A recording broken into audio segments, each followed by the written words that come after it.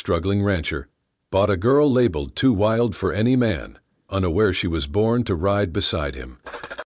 The saloon doors banged open, and the stale air of dust and sweat thickened.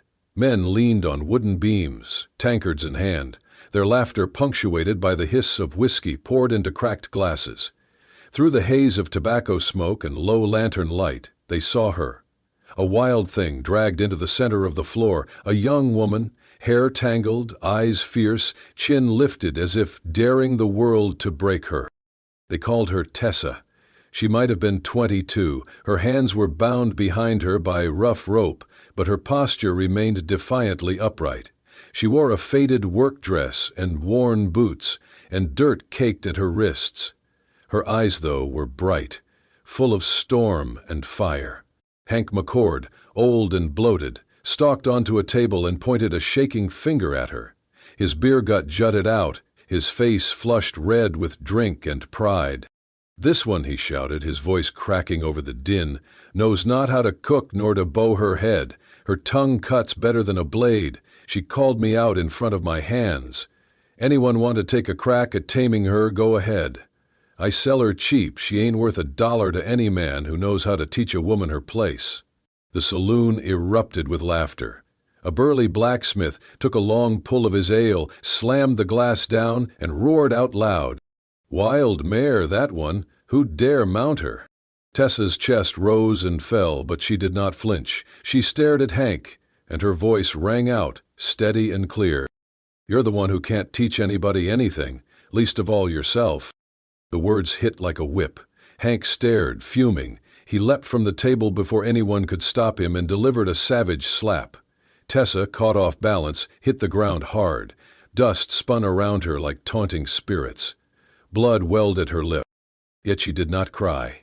She pressed one hand into the splintered floorboards and rose, brushing the dirt and blood from her mouth with the cuff of her sleeve. The room quieted, but not in respect. It fell silent in anticipation. In a shadowed corner stood Bo Dillon. He was tall, his shoulders broad and still, despite the makeshift cast wrapped around his right leg.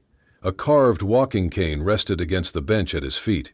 When he rose, the room shifted. Men straightened, whiskey glasses halted halfway to their lips. He moved quietly, like a rock rolling into place, and stopped so close they felt the shine of his eyes and the set of his jaw. "How much?" he asked, his voice low and even. Every eye turned to Hank. Hank, winded from his blow, stumbled back. He sneered, wiping spit from his lip. "You, a crippled rancher sitting alone out back, think this wild filly will boil beans before she bores you to death?"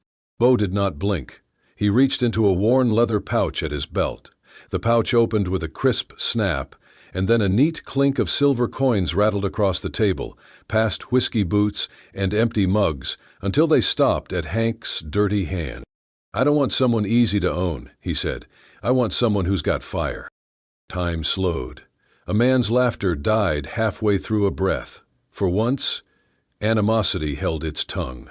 Bo crouched down and cut the ropes that bound Tessa's wrists.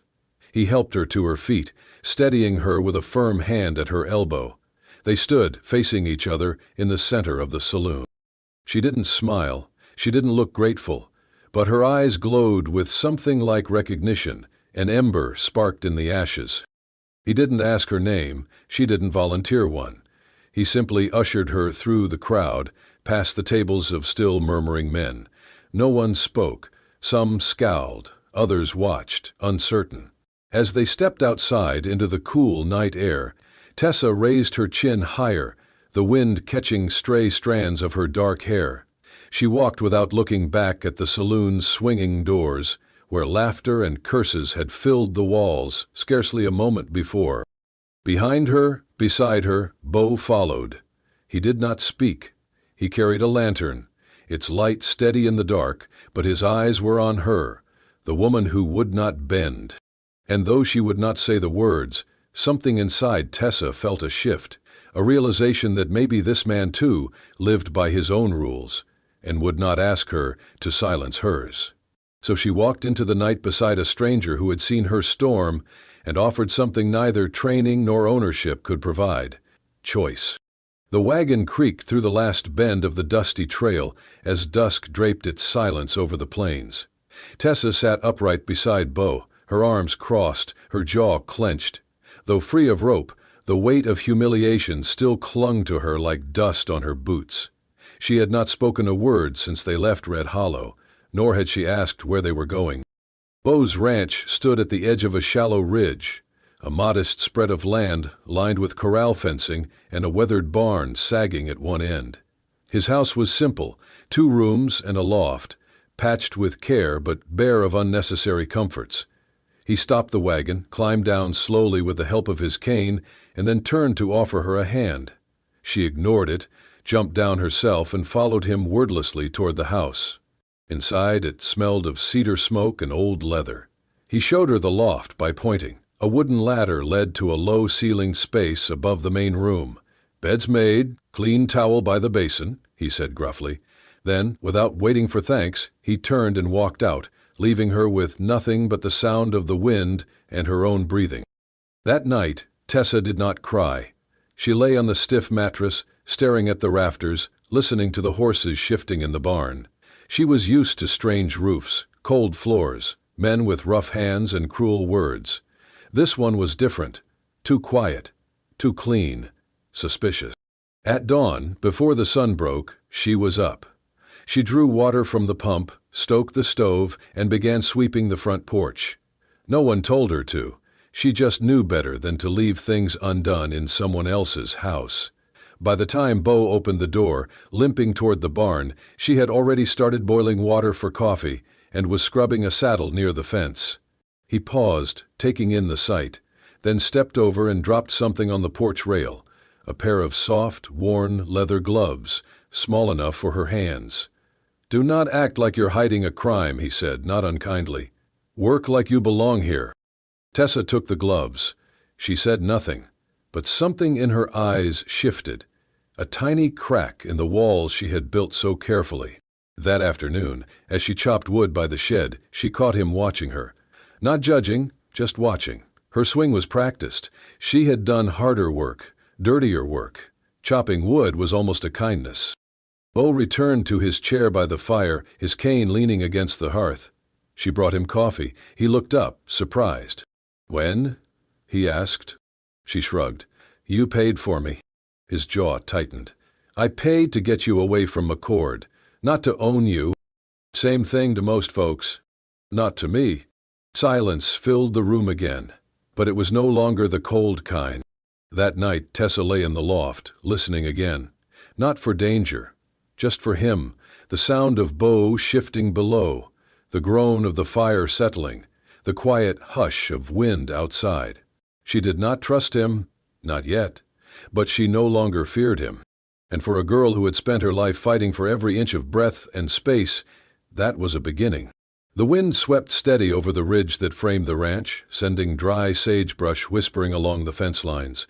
Tessa rode the property each morning now, her hair tucked beneath Bo's old trail hat, her boots dusty, her frame straight in the saddle like she had been born on horseback. She moved with purpose, checking fence posts, tossing feed, her voice calm and low as she herded cattle into the lower field. Bo watched from the porch, cane across his lap, saying little but noticing everything. Late one afternoon, just as the sun began to dip behind the hill, Bo limped toward the barn with a bucket in one hand and a halter in the other. Tessa was brushing down one of the younger horses when she heard the thud, a sharp sound of flesh against earth. She turned. Bo lay awkwardly near the trough, cursing under his breath, his cane several feet away. She ran to him, already crouching. "Do not move," he grunted. "I am not going anywhere." Without waiting for permission, she slipped her arm behind his back, another around his waist. "Come on," she muttered, lifting. "You are heavier than you look." "I look heavy," he rasped, but let her help. It was slow going. Her chest pressed against his back as she half carried, half dragged him toward the house. Neither of them spoke, but both were acutely aware of how close they were, how the line between necessity and something else flickered. When they reached the steps, she shifted him to a sitting position too quickly. His leg struck the edge of the bench with a dull thump. He winced, gritted his teeth. "Sorry," she said, eyes flicking up, then quickly away. "Not broken," he replied, voice tight. "Just bruised pride." She turned and walked into the house, not waiting for more. Behind her, Bo watched the sway of her shoulders and the way the evening light caught in her hair. He chuckled to himself, a small, surprised sound. Cute, he thought. The word had never once come to mind about Tessa, until now. The next morning she found a note beside her plate. Tessa, feed bins low, check north fence. Her name, not girl, not you, just Tessa. She touched the paper once with her fingers before tucking it into her apron. That night, after the chores were done and the lantern glowed low, she sat across from Bo by the fire. He poured her a tin cup of coffee, neither of them speaking for a while. Then, quietly, as if measuring each word, she said, "My parents were killed when I was 8. I saw it happen. Bo looked at her, said nothing. "They were settlers," she continued, "too proud, too trusting. One night men came, said they wanted water. My father let them in." Her voice didn't crack. It was steady, hard-earned. "I watched from under the floorboards. They burned the house, took what they wanted. I was found days later by a stable hand from another ranch. Thought I was a boy at first. Didn't matter, they put me to work. Hard work. Blood work. The kind that makes you forget your own name." The fires snapped. She looked up. Her eyes were dry, fierce. "I stopped crying that year. Decided if no one was going to protect me, I would have to become the kind of girl no one could break." Bo's eyes met hers, deep, still, but not cold. He did not offer comfort. He did not pity her. Instead, he simply nodded. And for Tessa, that was more than enough. The last traces of winter clung to the northern hills, but the ground near the porch had begun to soften. A hush hung in the morning air, filled with the scent of thawed earth and wood smoke. Tessa knelt beneath the steps of the front porch, sleeves rolled up, fingers digging into the cold soil. She moved with a kind of quiet reverence, planting small roots and seeds with the care of someone rebuilding something invisible. Bo came around the corner with a bale of hay over one shoulder. He paused mid-step when he saw her. "You planting potatoes down there?" he asked, voice light with surprise. Tessa glanced up, her hair falling out of its tie, a smudge of dirt across her cheek. "Nope," she said, "just a few flowers. Forget-me-nots, lavender, daisies if they take." Bo raised a brow. "I figured you only grew things that filled a belly." Tessa smiled, small but real. "Flowers grow on stone if they get enough water. I do not need much. Just a patch of dirt that ain't trying to spit me out." Bo stood still, watching her. There was something in her voice, not bitterness, not hope exactly, something quiet and persistent, like the flowers themselves. "My mother," Tessa went on, brushing dirt from her palms, "she loved planting, said every flower is a letter from the earth. After she died and I got taken, I never had ground of my own again, never stayed long enough to grow anything." She pressed her hands against her knees and stood. "Until now, I guess." Bo said nothing. He gave a slow nod, then turned back toward the house. Later that evening, when Tessa came in from watering the rose, she found a small bundle, wrapped in a linen napkin, placed in the center of the table. She opened it carefully. Inside was an old paper envelope, faded and yellowed with time. The writing had blurred, but the word seeds was still legible. She looked up as Bo walked in, setting his hat on the hook. "These yours?" she asked. "They were my mother's," he said simply. "She saved seeds every spring, said one day she would plant them when the house was right." Tessa's fingers curled around the fragile packet. "Why give them to me?" Bo looked at her, that still, unreadable gaze she had come to know. "Because maybe the house is finally right. Or maybe it just needed someone who knew what flowers were worth." She did not reply, only pressed the bundle gently against her chest. That night, neither of them spoke more of it. But something soft had settled between them, a warmth that was not from the fire, a kind of wordless promise. In a place where nothing had grown before, something had begun to bloom. The wind came up from the south that morning, carrying the smell of sagebrush and the sharp tang of dust. Bo was chopping wood near the barn when he spotted the figure riding up the main path, a man in a gray suit, too fine for the hills. His black boots polished, face clean-shaven beneath a bowler hat. The man dismounted like he owned the land and walked straight toward the porch, a satchel in hand. Bo wiped his brow, set down the axe, and limped toward the house. "You Bo Dillon?" the man called. Bo nodded, grip tightening on his cane. "Who's asking?" The man flashed a smile that never reached his eyes. "Thomas Whitfield. I'm with the First Land and Title Bank out of Cheyenne. Just here to verify some land holdings. Routine check." Tessa stepped out onto the porch, drying her hands with a cloth. She stayed silent, watching. Whitfield continued, pulling out a folded document. "Our records show some inconsistencies in your deed. Might just be clerical, but I'll need to see the original." Bo's jaw worked. He knew the land was his, inherited, passed from his father, but he had never been one for papers or reading fine print. "I'll get it," he said slowly, turning toward the house. Tessa's voice came quiet but clear. "May I see what he brought first?" Whitfield blinked. "It's just bank business, miss." "Yeah, zip." "I can read," she replied, "and I've seen more than a few of those forms." She stepped down from the porch, took the offered paper, and unfolded it. Her brow furrowed as her eyes scanned the words. Then she looked up. "You're not from First Land and Title. They don't use this letterhead anymore. Switched 3 years ago. And this clause, here, it's a forfeiture trigger. If Bo signs anything under this, he loses his land within 60 days, unless he repays a loan he never took." Whitfield's face stiffened. "Now look here." "No," she interrupted, folding the paper calmly. "You look. I've seen your type. You float from one struggling ranch to the next, find folks who cannot read, and trick them into giving up everything. Not today." She handed the paper back, firm and steady. "You can ride on, and I'd suggest you do it fast."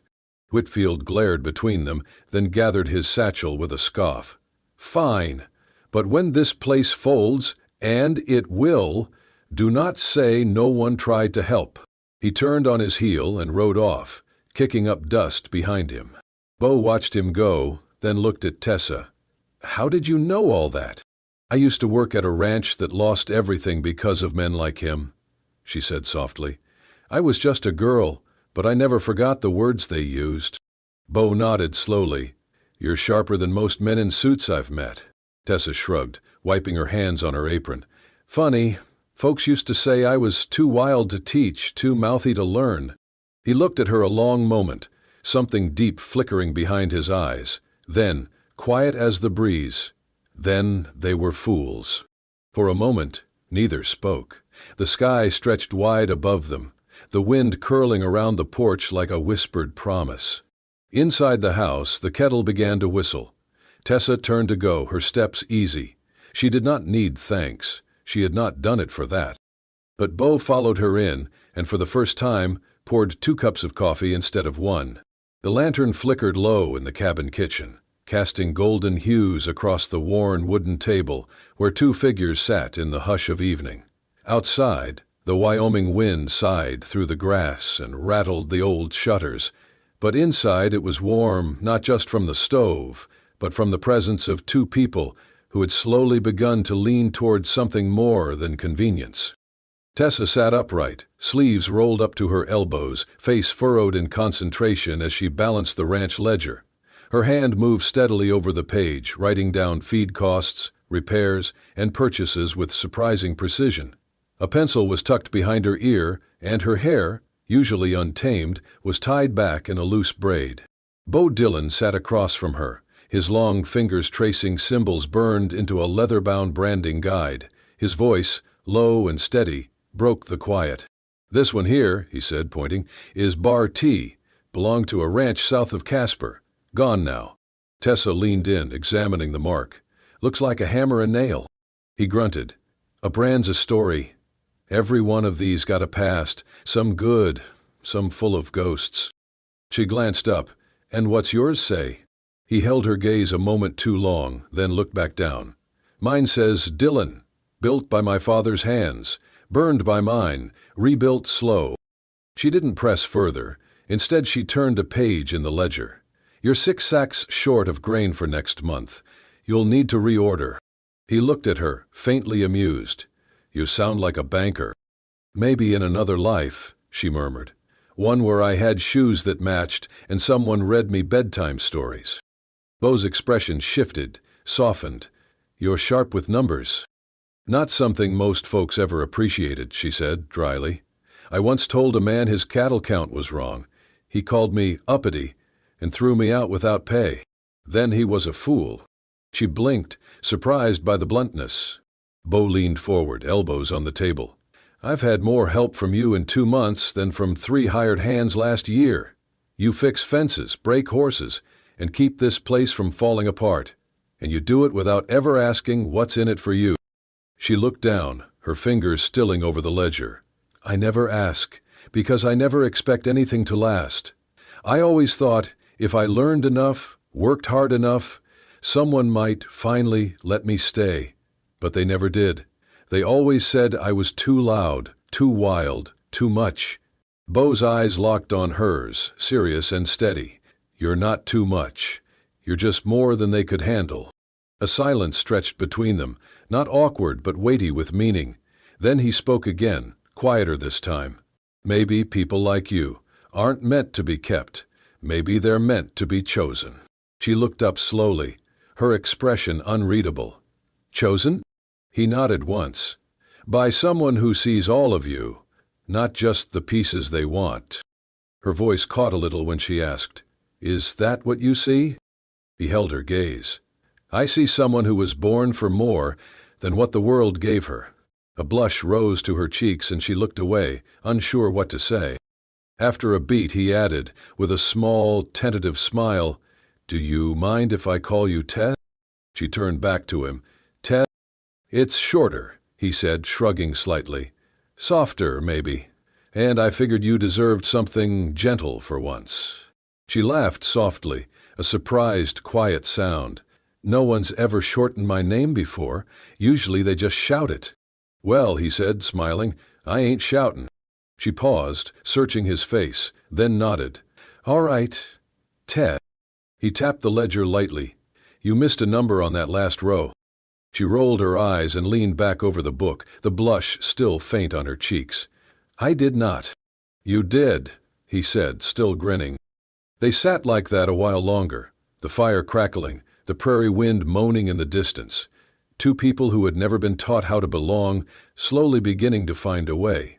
And as she corrected the line in the ledger, Beau sat quietly, watching her, thinking that sometimes the strongest people were the ones who had learned to walk through the fire and still found the strength to grow wildflowers from the ashes.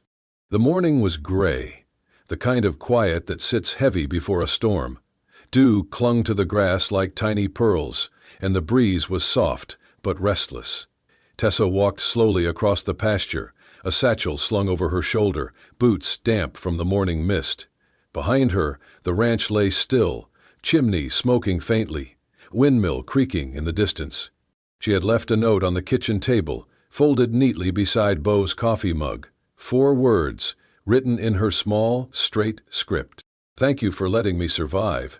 No tear stains, no goodbyes, just the sort of message left by someone who never expected more than a warm place and time to catch her breath. Tessa did not cry as she walked. Her eyes were dry, her breath even, but each step felt heavier than the last. Because even though she told herself it was time to go, that she had earned her keep and nothing more, her heart had begun to root itself in the dirt she once thought too hard to call home. She reached a shallow creek at the base of the ridge, water glinting like glass over the stones. She sat on a flat rock, unslung her satchel, and stared down into the moving current. No sound but birdsong and her own heartbeat. Then, hooves. She heard them before she saw him. Beau's horse slowed on the ridge above. His silhouette against the pale sky was unmistakable. Tall, broad-shouldered, one knee still stiff in the saddle. He dismounted slowly, wincing slightly as his boot hit the ground. For a long second, he just stood there. Then he walked down to her. Tessa stayed seated, arms folded over her knees, not turning. When he was close enough to see the crease between her brows, he said softly, "You left before breakfast." She didn't answer. He looked around, at the satchel, the empty space beside her, the raw silence hanging in the air. Then he asked, "You think I hired you to muck stalls?" That made her look up. "I don't think anyone hires someone like me for anything else," she replied. "I was trouble when I came, a burden when I stayed. I just thought, maybe it was time to stop pretending." Pretending what? This was ever meant to last. Her voice cracked a little, and she bit her lip. Bo stepped closer. From his coat pocket he pulled a faded cloth, worn but still folded neatly. He held it out. Tessa blinked. "What's that?" "You left it behind the first day," he said. "Found it under the stairs. Coulda tossed it, but I kept it." "Why?" "Because I figured someday," he said, voice low, steady, "I'd need something to remind you that you belonged here." She stared at the cloth. It was her mother's handkerchief, stitched with tiny blue flowers. Something she had carried through every place, every beating, every hard morning. Something, she thought, lost. Her lips trembled. "You kept it all this time?" He nodded once. "Because from the moment you walked in and stood your ground in that busted barn, I knew you weren't just passing through. You were the kind of woman you build a home around, if you're lucky enough to deserve it." She shook her head, breath catching. "I'm not someone men keep." "No," he said gently. "You're someone men follow, if they've got the spine to." Tessa stood slowly. The creek whispered beside them, wind brushing her cheek like a question. Bo extended his hand. He didn't promise anything. He didn't beg. He just offered, calm and steady, like he did with wild colts, with broken tools, with every hard thing that ever needed patience. Tessa looked down at his calloused fingers, then up into his face, and slowly, wordlessly, she placed her hand in his. Her fingers were rough, so were his, but together they fit. He squeezed once, not to hold, not to trap, just to say he was here. She did not cry. Not yet. But in that moment, by the creek and the rocks and the sky turning gold above them, she knew. She was no longer just surviving. She was starting to live. Summer rolled in with golden dust and humming bees, and Wildflower Ridge bloomed in full. The ranch was no longer a quiet, half-forgotten place tucked against the hills. It pulsed with life. Cattle grazed lazily across wide pastures, fences stood tall and tight, and the garden behind the cabin overflowed with color. Lavender, forget-me-nots, and daisies swayed in the heat, their fragrance drifting on the wind. Tessa rode the fence line each morning, her hat pulled low and braids swinging behind her. She barked commands, patched brakes, pulled calves from thorny traps, and by noon returned with dust on her boots and a spark in her eye. The boys in town started calling her Miss Tess Who Rides Like Thunder, though not one of them could keep up with her in the saddle. She was no longer just helping Bo, she was running the ranch with him. They never made announcements, never needed to. But the way she walked beside him at the general store, hand brushing his, the way he passed her tools without asking, the way she handed him coffee every sunrise, with the quiet smile of someone who had made peace with herself, it was all clear as glass. On one warm evening, with crickets chirping and the sun hanging low like a coin in the west, Bo saddled his horse and whistled for her. She met him outside the barn, curious. "You planning on running off?" "Only if you're coming too." She arched a brow. "Where we headed?" "You'll see." They rode side by side, hooves kicking up soft clouds of dirt. The trail wound past the southern field, over the small ridge where wildflowers bloomed thickest in spring. It had been Tessa's idea to scatter seed there. The soil was rocky, the hill half barren, but she said it deserved something beautiful. Now, in the golden light of dusk, that hill was ablaze with color. Bull dismounted and tied his horse. She followed suit. Together they climbed the last slope on foot, boots crushing wild petals. At the top they stood in silence. The flowers brushed their knees. Wind moved through them like a hymn. In the distance, the ranch lay quiet and golden, safe under their shared care. Bo cleared his throat.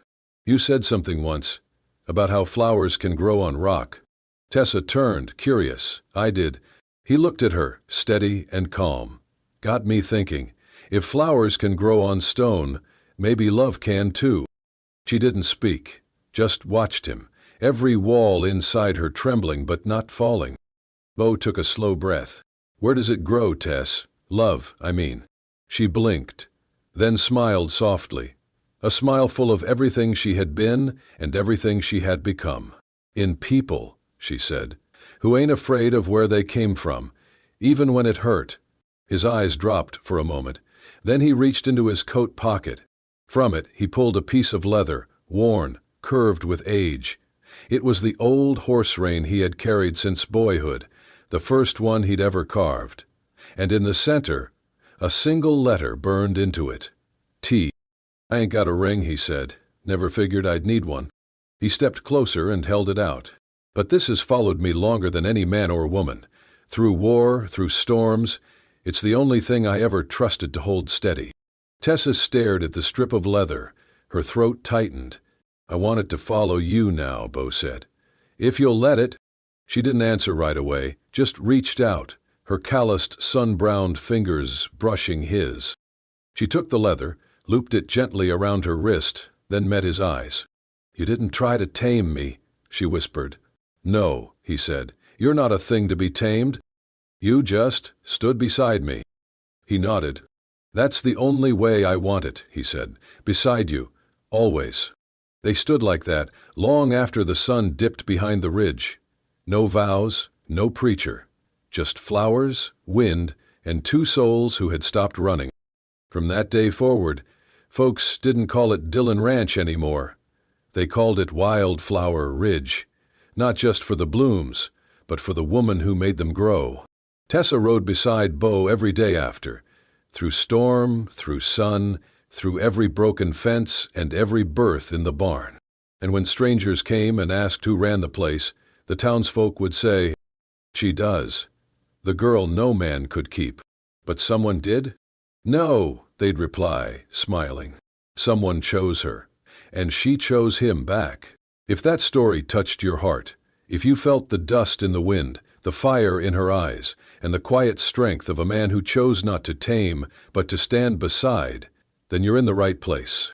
At Wild West Love Stories, we bring you tales of love that rise from the hardest ground. Stories where hearts heal, where strong women and silent men find something worth holding on to, and where even the wildest souls find home. So if you believe in that kind of love, the kind you fight for, the kind you ride beside, hit that subscribe button, like, and share this story with someone who still believes in real, raw romance. And remember, out here in the West, love was never tame. Subscribe now to never miss a heartbeat from Wild West Love Stories.